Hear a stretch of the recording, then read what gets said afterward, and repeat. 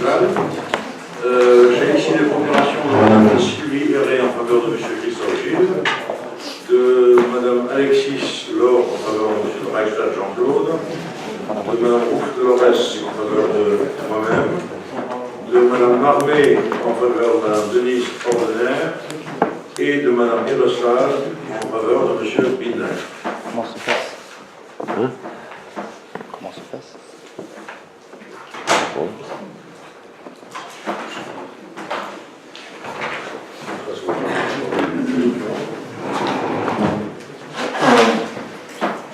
Voilà, nous commençons par l'approbation du PV du 14 avril 2016 qui s'oppose à l'approbation de ce procès-verbal. Personne qui s'abstient.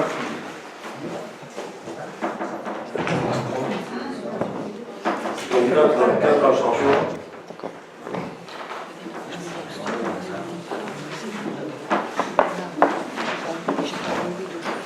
Et nous passons à la signature des documents, c'est ça?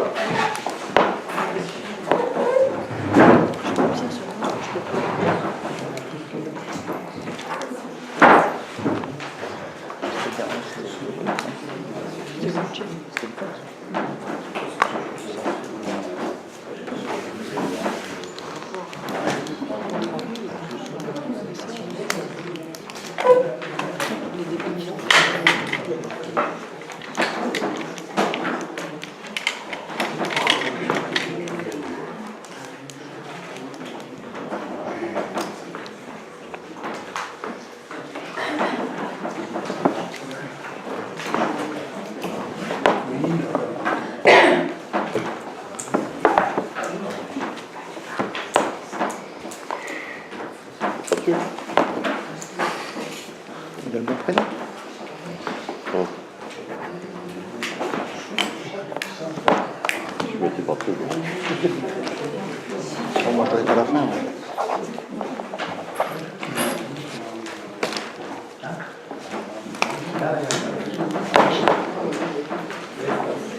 Tiens, je vais faire un stage. Récupération de points. Je suis à -2. Ah bon? Ah bien. Comment tu fais les PV?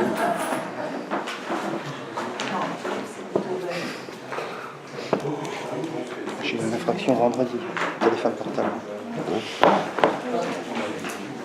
Fais gaffe, hein. Ah, pas de CPU.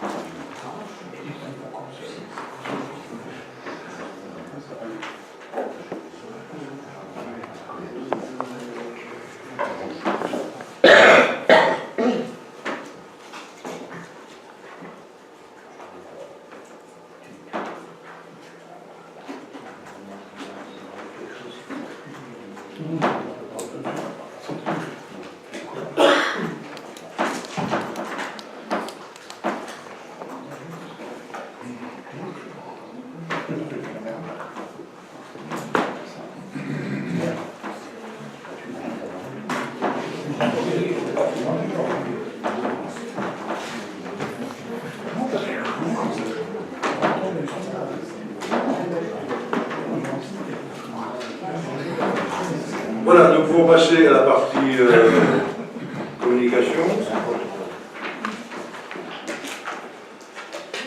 J'ai l'honneur de porter votre connaissance les remerciements des familles suite aux condoléances adressées à l'occasion des décès de Mme Ingrid Bonnefoy, de M. Aloïse François, de M.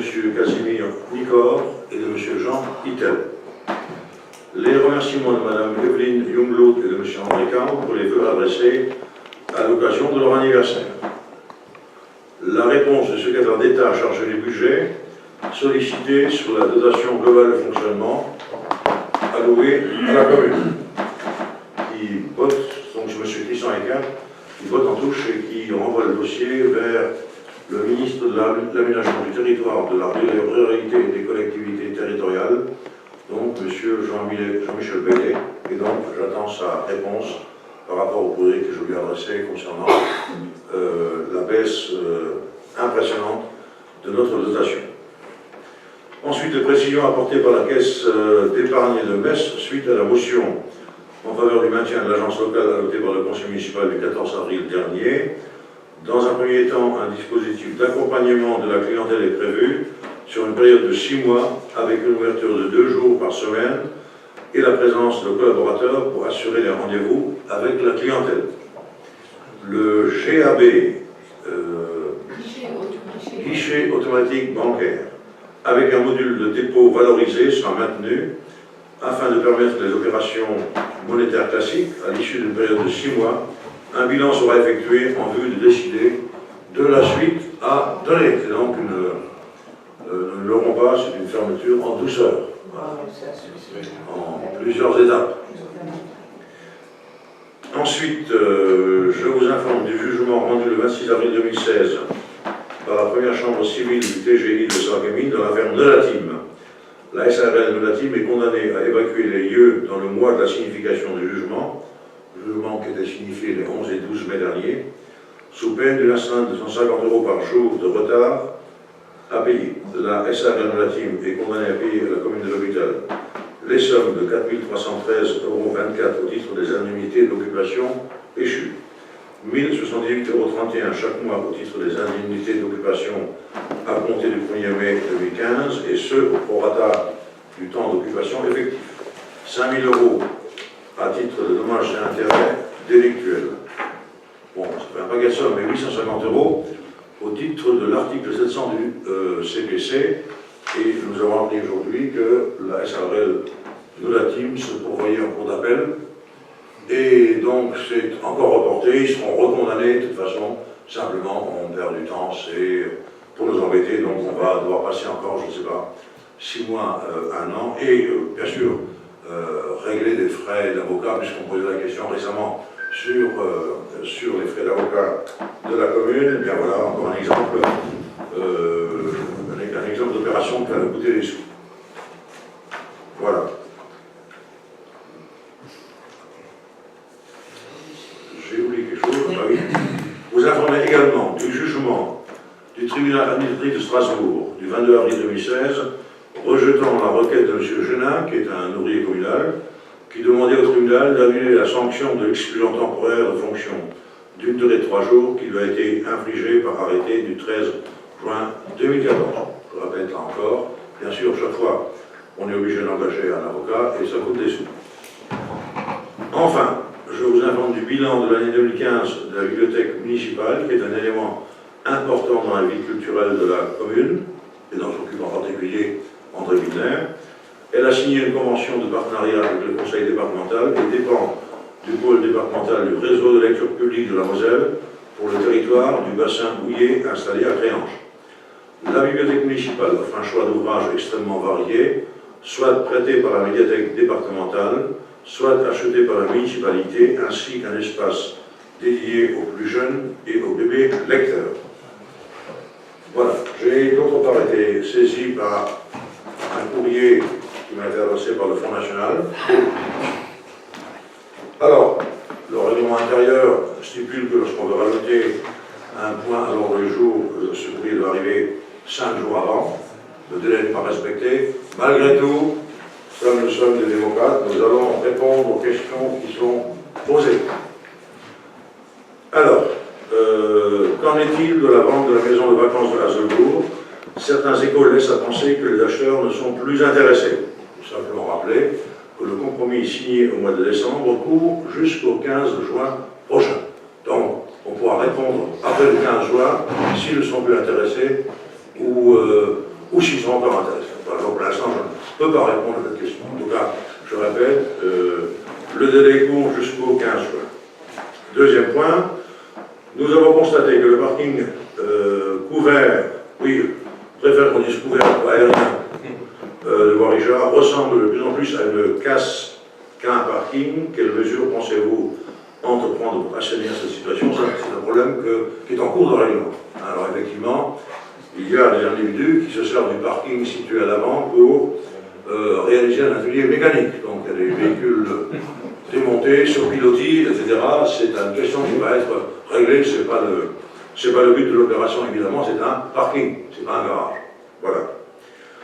Troisièmement, apparemment, dans la rue de Metz, une salle de prière musulmane serait en préparation. Étant donné qu'il s'agit d'un lieu public, ce local doit avoir l'aval de la mairie. Pouvez-vous confirmer cette réalisation? En aucune façon. Tout ce que je peux vous dire, c'est que, effectivement, l'association des peuples sud-méditerranéens a fait l'acquisition d'un bâtiment situé au 20 rue de Metz, dans le cadre d'une adjudication. Et voilà, donc c'est une opération complètement privée. Quelle est la destination de ce bâtiment au jour d'aujourd'hui? Je ne le sais pas, je n'ai pas été sollicité. Tout ce que je peux vous dire, c'est que cette vente a eu lieu il y a maintenant, je ne sais plus, 2-3 mois ou un petit peu plus. Et il n'y avait pas d'autre adjudicateur que. Donc, si vous voulez empêcher la réalisation d'un lieu de prière, je vous encourage à vous présenter aux adjudications et à acheter les bâtiments qui sont à vendre. Je n'ai pas dit que je voulais m'y opposer, je voulais juste demander si vous étiez au courant. Ben, je sais que le bâtiment est vendu. Oui, hein? Ce qu'on pourrait répondre aussi, c'est que si effectivement vous avez l'intention de faire un lieu de prière qui rassemblerait tout le monde, d'abord le lieu tel qu'il est actuellement ne s'y prête pas, et s'il devait l'agrandir, il deviendrait l'établissement recevant du public, voilà, et s'expose à des c'est pour ça que j'avais posé la question, donc ils sont bien obligés de faire une demande si c'est un... Non, il n'y a pas de demande en cours, mais il s'exposerait à ce type de demande et on pourrait émettre un avis et suivre le... Voilà, et enfin, quatrième question, quelles suites ont été données à la motion pour le maintien de notre caisse d'épargne? J'y ai déjà répondu. Hein? Voilà. Et donc, nous pouvons passer au premier point à l'ordre du jour, qui concerne la prise en charge d'une contravention, et je passe la parole à Politique. La commune a décidé d'engager sa responsabilité à titre de commettant et demande la prise en charge de la contravention du 20 août 2014 résultant d'un excès de vitesse inférieur à 20 km/h commis avec un véhicule de service de la ville. Il est demandé au conseil municipal d'approuver la prise en charge de cette dépense, le règlement ayant déjà été effectué le 31 décembre 2014 avec la carte d'achat public. Seule la régularisation de la dépense doit être effectuée sur l'exercice 2016. Les crédits nécessaires sont inscrits à l'article 637 et autres impôts et taxes. Donc, en fait, c'est une prise en charge d'une PV. C'est vrai que quand un agent communal ou dans une entreprise utilise un véhicule et est flashé, généralement, on ne s'inquiète pas de savoir qui était au volant, parce que si on demandait à celui qui se met en infraction dans le cadre de son boulot de payer le montant de l'infraction, ça reviendrait à dire que c'est une punition pécuniaire, ce qui est strictement interdit. D'autre part, juste pour vous rassurer, ça c'est le principe, hein, juste pour vous rassurer, suite à cette contravention, il y a eu également une requête déposée par la commune pour un classement sans suite, et l'officier du ministère public a rendu une décision prononçant un classement sans suite pour cette infraction. Donc aujourd'hui, il faut simplement officialiser la dépense, puisqu'en comptabilité, tout acte de dépense doit être inscrit et tout acte de recette doit être inscrit. Donc il s'agit juste d'une régularisation comptable de la sortie, puisque ça a mis un délai, et le remboursement est en cours. Donc ça fera l'objet d'une autre délibération, probablement, qui nous permette d'accepter ce remboursement. Donc il n'y a pas de... Oui, pour être tout à fait complet, les contraventions sont adressées au maire, et d'ailleurs, on retire les points au maire, qui était au nombre de conducteurs, et donc systématiquement nous demandons une indulgence qui est accordée, mais nous renglons nos le sens de cette réponse du classement concernant l'aspect pénal au cours du versement de l'amende. Voilà, des questions? Oui. On peut savoir où s'est passée cette infraction? Sur le territoire de la commune ou... Non, c'était entre Falsbourg et Sarrebourg, c'est un véhicule qui se rendait à la maison de vacances de Hazebourg. Donc, ce qui justifie un peu davantage l'amende de Hazebourg. Il n'y aura plus de PV. Il n'y aura plus de PV. Ah, moi, je sais pas. Je sais pas, moi, je travaille quand même toujours en déplacement. Moi, je paye mes PV. Moi, j'estime que la personne qui est en infraction paye ses PV. Il y a un revirement très récemment qui expliquait que la prise en charge de PV doit être faite par l'entreprise parce que c'est un compte à l'entreprise, c'est un risque pour l'entreprise. Donc voilà, saisir directement sur le salaire, ça équivaut à une sanction pécuniaire, ce qui est lié à une faute grave, ce qui n'est pas le cas. Bah, non, c'est moi... un revirement très récent. Mais oui, mais pas... Récent de quand? Parce que les dernières Ça, c'est 2014, là. Écoutez, je peux vous donner la... Attendez, je vais vous dire, c'est la Cour de cassation du 7 avril 2013 qui vient de prendre une décision surprenante qui pourrait exonérer les collectivités en se basant, en fait, déjà c'est le cas par le biais de la Cour de cassation sur les entreprises privées et la transposition, elle sera très prochainement effective pour le cas des collectivités. Parce que maintenant, sur les entreprises privées, ils veulent, ou alors que le président ou le PDG ou le patron de la société dénonce, ou alors il va être condamné. C'est ce qui avait été question quand la plupart des particuliers monnayaient leurs points. Voilà. Et entre-temps, il y a eu cette décision. Bon, ça c'est dans le domaine privé, pas c'est dans le domaine. Ouais. Après, ça reste pareil. Bien, allez, on passe au vote. Qui s'oppose à cette prise en charge? Enfin, de toute façon, il est classé sans suite. 2. Qui s'abstient? Attends, le PV, oui. 1, 2, 3. C'est bon? Je vous remercie. Nous passons au point suivant qui concerne le renouvellement du contrat enfance-jeunesse 2016-2020. Je passe la parole à Mme Beguin. Le contrat enfance et jeunesse est un contrat d'objectif et de cofinancement signé entre la ville et la Caisse d'allocation familiale de la Moselle qui contribue au développement de l'accueil destiné aux enfants et aux jeunes jusqu'à 17 ans révolus. Le CEJ détermine les engagements de la ville en matière de jeunesse et d'enfance, accueil et loisirs et fixe les modalités d'intervention et de versement de la prestation de la CAF. Ce dispositif favorise le développement et l'amélioration de l'offre d'accueil en recherchant l'épanouissement et l'intégration des enfants et des jeunes dans la société. Il est proposé au conseil municipal d'approuver le renouvellement du CEJ pour la période 2016-2020, d'autoriser monsieur le maire à signer le contrat et tout document s'y rapportant. Voilà, il y a des questions? Pas de questions, donc je propose de passer au vote. Qui s'oppose au renouvellement de ce contrat? Personne. Qui s'abstient? Personne. Le point est adopté. Je vous remercie. Le point 3 concerne l'AFAD, Tati à toute heure. Je passe la parole à Mme Ordonnaire. Et on distribue les conventions.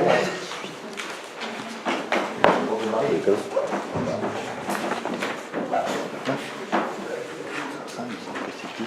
Ben non, c'est pas le mot. Ça, je crois que c'est 18. On attend les minutes plus. Enfin, ils n'ont pas le temps de lire l'ensemble du document. Enfin, bon, c'est le document qui fixe les règles. Si besoin est, avant le vote, on peut laisser du temps. Mais tu peux présenter le point, Nathalie. D'accord. Le conseil municipal est informé du projet de convention avec l'AFAD pour la mise en place du mode de garde Tati à toute heure. Cette prestation est une solution de garde à domicile adaptée à des besoins recensés. Il est demandé au conseil municipal d'approuver la convention pour une durée de 2 ans et d'autoriser le versement d'une subvention de fonctionnement de 1 000 € par année. Les crédits nécessaires sont inscrits à l'article 6574, subvention de fonctionnement aux associations. Voilà, donc vous savez qu'il existe sur la commune une MAM, donc un accueil maternel, mais ça c'est privé, donc au Puy 2. Il existe la Algarderie, donc qui est gérée par la SPH, qui accueille les enfants en nombre limité, puisque on ne peut pas accueillir plus de 15 enfants en même temps, même si les inscrits sont évidemment beaucoup plus nombreux, puisqu'ils sont répartis sur la semaine.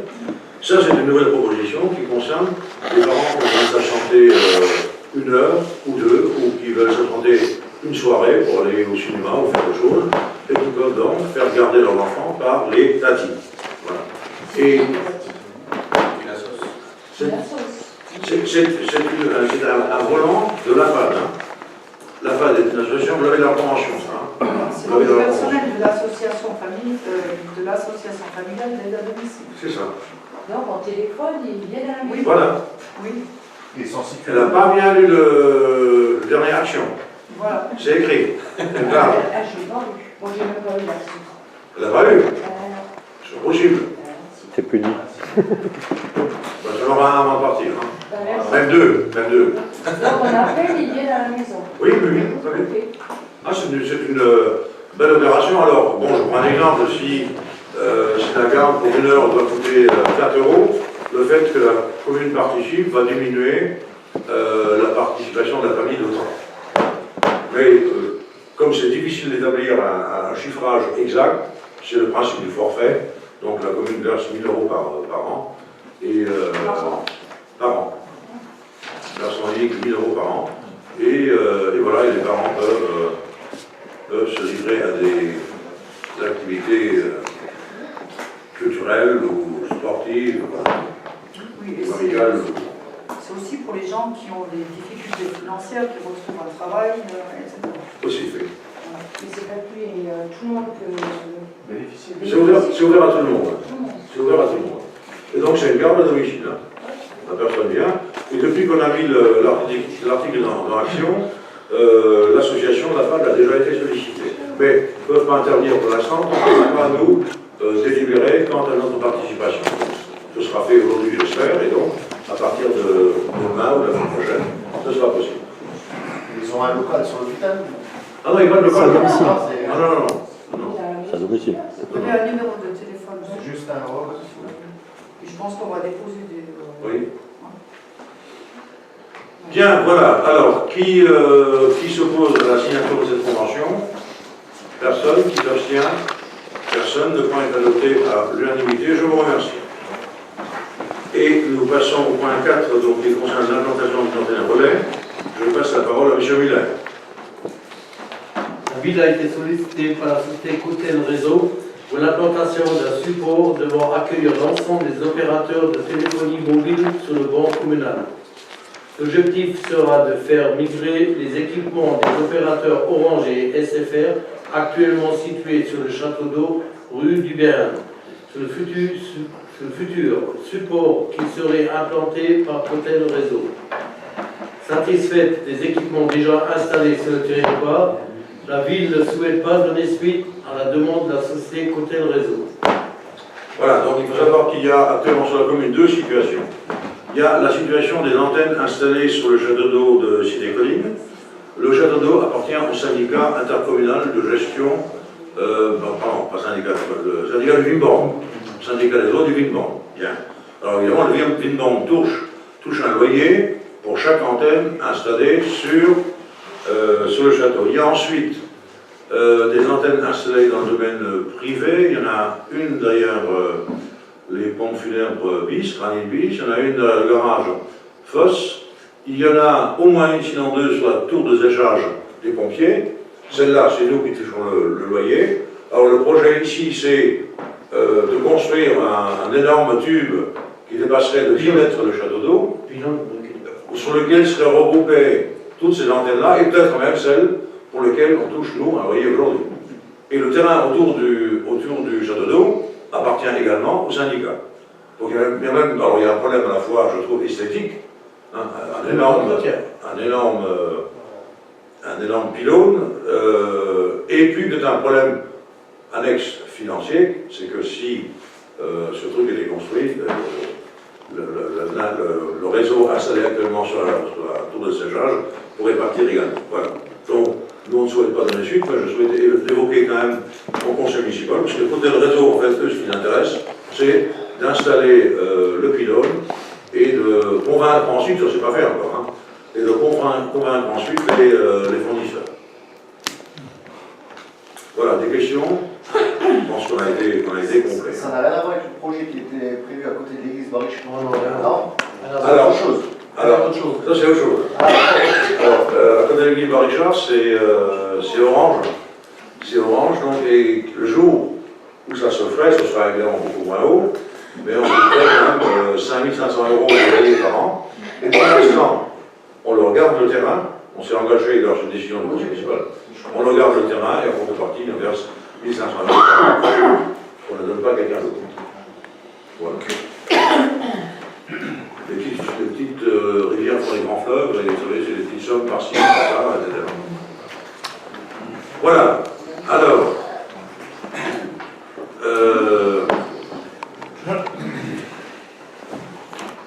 qui est d'accord pour s'opposer? Ah, c'est compliqué ça. On demande à lever la main. Qui s'oppose à l'installation de cette antenne? Voilà. Bon, je crois que c'est l'unanimité. Abstention non, voilà, très bien, merci. Alors, point 5, création et mise en œuvre d'une police intercommunale sur le territoire du Pays de la Maurienne, modification statutaire. Alors, en séance du Conseil communautaire du 2 mars 2016-10, le président de la CCPN a été autorisé à procéder à la création et mise en place d'une police intercommunale sur le territoire du Pays naborien. Alors, vous savez que la police concernant la sécurité, c'est l'affaire du maire. Dans sa commune, il ne peut pas intervenir dans la commune voisine, et une police municipale de l'hôpital, par exemple, ne peut pas intervenir ni en Saint-Avold ni en Carnaval. Donc ici, le but de l'opération, c'est d'autoriser une police municipale intercommunale à intervenir sur l'ensemble du territoire naborien dans les zones communautaires. La mise en place de cette police est subordonnée à un transfert du pouvoir de police à conférer par les maires de la commune,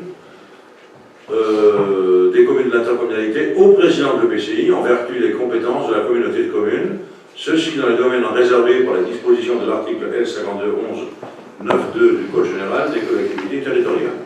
Ces dispositions concernent l'ensemble des zones communautaires et leurs voiries, dont notamment les parkings de la Maison de la Mobilité à Saint-Avold, la gare SNCF à Saint-Avold-Valmont et l'aire de covoiturage à Saint-Avold, gérée par la communauté de communes, la gestion de la collecte et le traitement des ordures ménagères avec les déchetteries communautaires, donc de Valmont et de l'hôpital, la politique d'un programme local de l'habitat, la sécurité des manifestations culturelles et sportives dans les établissements communautaires. Il est précisé que la police intercommunale pourrait apporter son concours aux maires de communes qui possèdent déjà une police municipale pour toute action destinée à assurer la sécurité des administrés et des entreprises, ainsi qu'aux maires des petites communes du Pays naborien dépourvues d'agents de police municipale. En vertu de ce qui précède, le maire de la commune de l'hôpital invite le conseil municipal à homologuer la résolution suivante.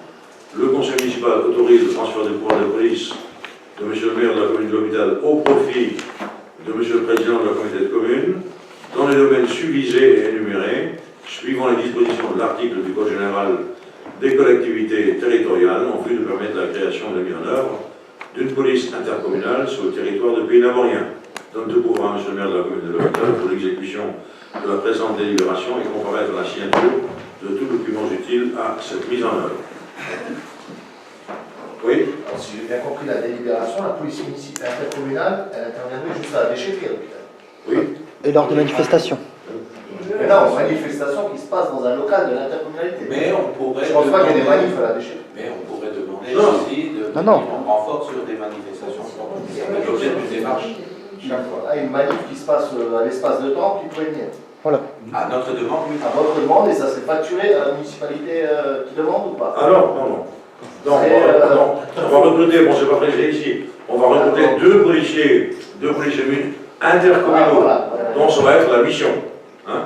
Ah, ça sera dans ça, tu viens définir. Ils seront payés par la communauté de communes. Hein? Par tout le monde, hein, ok.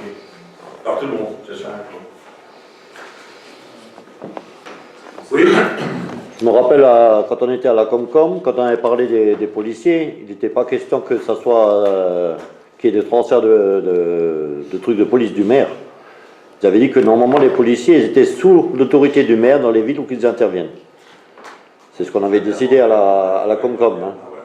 Non, mais c'est-à-dire qu'il y a évidemment l'aspect juridique de celui qui est écrit ici, mais on imagine mal que le responsable de la police intercommunale, qui sera mon collègue, le maire de Tréjulaire, envoie quelqu'un à l'hôpital sans que le maire soit informé. Bon. Là, ici, il y aura une délégation, donc le maire de la commune il n'a pas pouvoir sur ces personnels-là, mais il sera bien sûr associé aux décisions informées. Voilà, donc c'est un petit peu subtil. Voilà. Mais on ne peut pas être et ne pas être. C'est là où. Donc la décision et la responsabilité appartiendra à l'interco, mais le maire sera associé à une décision éventuelle. Et dans l'avenir, donc ceux qui sont actuellement policiers dans chaque ville, ils pourront être policiers intercommunaux plus tard. Non, non, c'est une police à part. Mais c'est pas l'idée de se projeter. Ah, ça veut demander au président de la communauté de communes. Non, mais c'est pas l'idée qui a été. Ça n'a pas été financé. C'est pas à l'ordre du jour. Parce que j'avais entendu que l'État voulait forcer en fait les intercos à ce qu'il y ait la. C'était l'idée pour 2020. C'est un petit peu compliqué. C'est un petit peu compliqué parce que ça d'abord, il y en a. Il y a une dizaine, hein, c'est pour 15, je ne sais pas dire. 15. Bon, il y en a deux à Folch, il y en a un à Carlin, il y en a un à l'hôpital. On a fait le tour, il y a 10 communes, il n'y a pas de raison apparente que les 10 communes payent pour les 15 de Saint-Avold, parce que finalement, c'est la plus grosse commune, c'est là qu'il y a le plus de problèmes, et c'est le plus grand territoire en plus, donc ils vont intervenir essentiellement là-bas. Non, mais au même titre que la piscine, le personnel de piscine, il est intercommunal, il est avant municipal. Peut-être que demain, les policiers seront intercommunaux, pour la mutualisation des moyens. Ils l'ont fait. Peut-être. Bon, ça c'est un premier pas, mais concernant les autres communautaires. Est-ce que ça ne va pas être un peu compliqué quand on aura fait la fusion des deux communautés de communes? Ah oui, ça encore. Elle sera grande la Comcom, hein. C'est la loi. Avec 2 flics jusqu'à Montrange et tout, ils vont faire des Ça c'est une affaire de négociation avec les nouveaux collègues à partir de janvier. Hein? Voilà, bien. Alors, qui s'oppose à cette modification statutaire? Personne. Qui s'abstient? 2 abstentions. Je vous remercie. Et nous passons à l'attribution de rectification au profit d'un stagiaire, modification de la délibération du 14 avril 2016 au point 13. Je passe la parole à M. Widner. Le conseil municipal est informé qu'il convient de modifier le mode de calcul de la gratification mensuelle versée aux stagiaires sur la base de 15% du plafond horaire de la sécurité sociale comme suit. Alors, dans l'égalité que vous avez devant vous, la seule chose qui change, c'est le coefficient multiplicateur qui était lors du conseil municipal du 14 avril de 25,20 € par jour de travail, et il faut lire donc 3,60 € par heure de travail. Et ce qui change également, c'est la somme, c'est-à-dire 546,020 € par mois au 1er avril 2016. Les autres termes de la délibération du 14 avril 2016, point 13, restent inchangés. Oui, donc c'est une rectification. C'est une rectification. Une rectification technique. Voilà. Pas de problème? Pas d'opposition? Bien, le point est adopté, je vous remercie. Nous passons au point 7, donc services techniques municipaux, mise en place d'un contrat d'apprentissage de secteur public. Je passe la parole à M. Muller.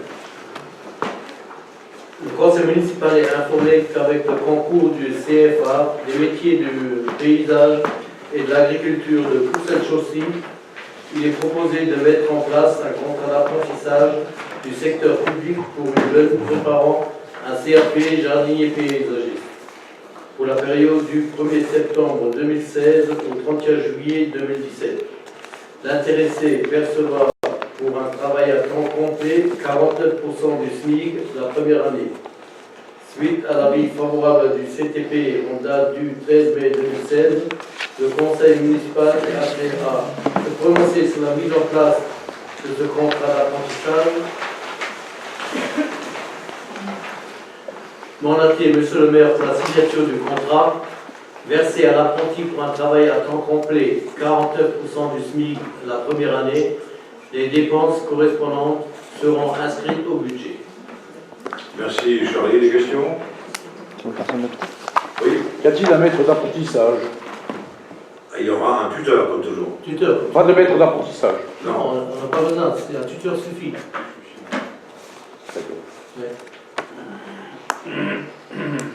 Voilà, pas d'autres questions. C'est une personne de l'hôpital? Oui, oui. C'est une jeune fille qui est actuellement en stage. Très volontaire, très travailleuse. Vous pouvez la voir, hein. On la voit tous les jours. Voilà, qui s'oppose à cette proposition? Personne. Qui s'abstient? Personne. Le point est adopté à l'unanimité. Je vous remercie. Et nous passons au point numéro 8, subvention 2016. Je passe la parole à Mme Ordonner. Les associations locales de la ville sont un élément moteur du développement culturel, sportif et du maintien de la vie sociale.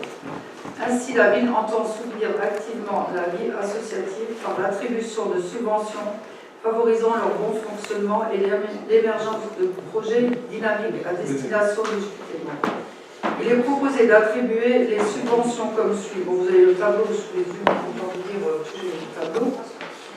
Les crédits nécessaires sont inscrits à l'article 6574, subvention de fonctionnement aux associations.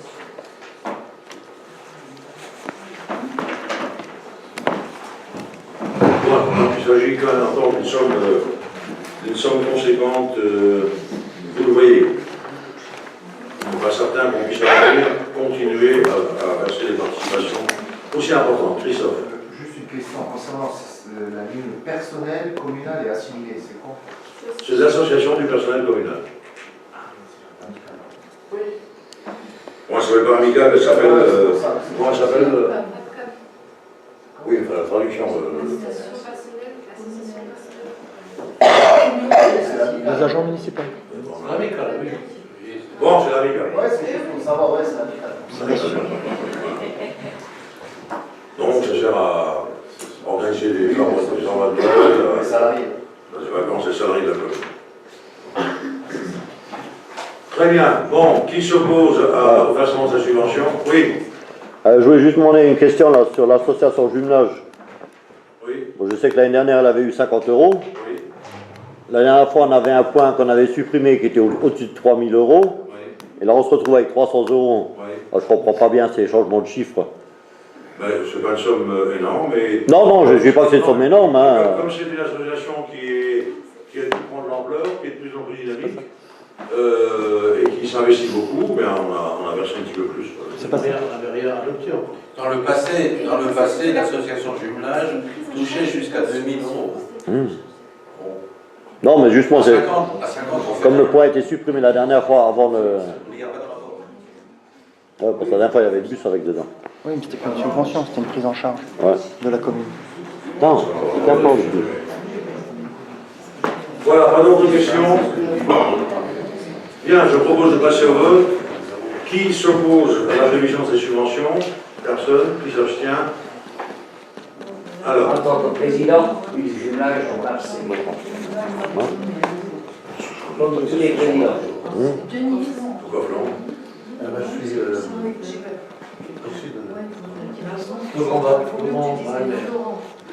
Bien, alors donc, Monsieur Reiter,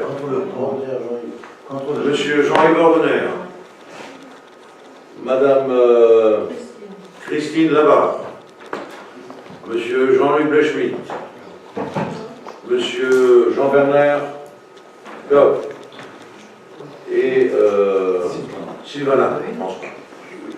Aucune personne? Et Florent. Bien, je vous remercie, le point est adopté. Et nous terminons par la motion de soutien à la candidature de la ville de Paris à l'organisation des Jeux Olympiques et Paralympiques d'été de 2024.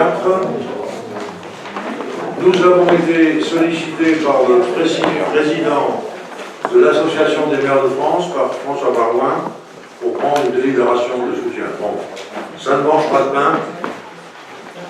Ce serait une bonne chose pour Paris et pour notre pays.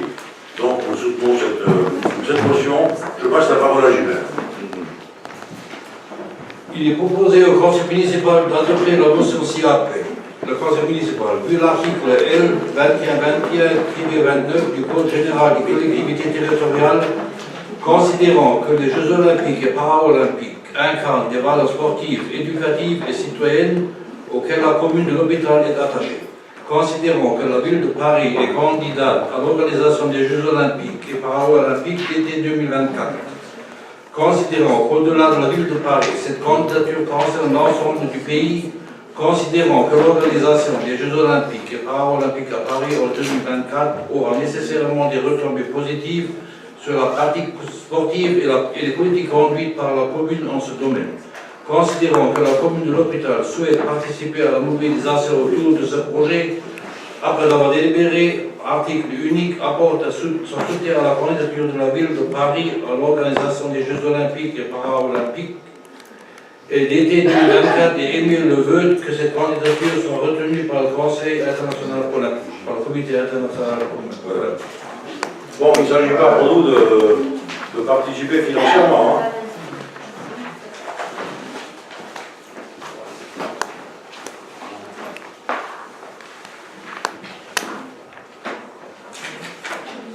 Voilà, des questions à ce sujet?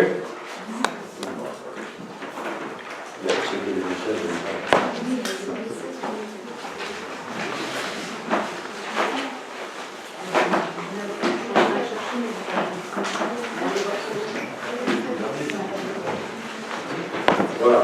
Alors, une petite chose encore. Ah, on n'a pas voté, attendez. Qui s'oppose au vote de cette motion? Personne qui s'abstient?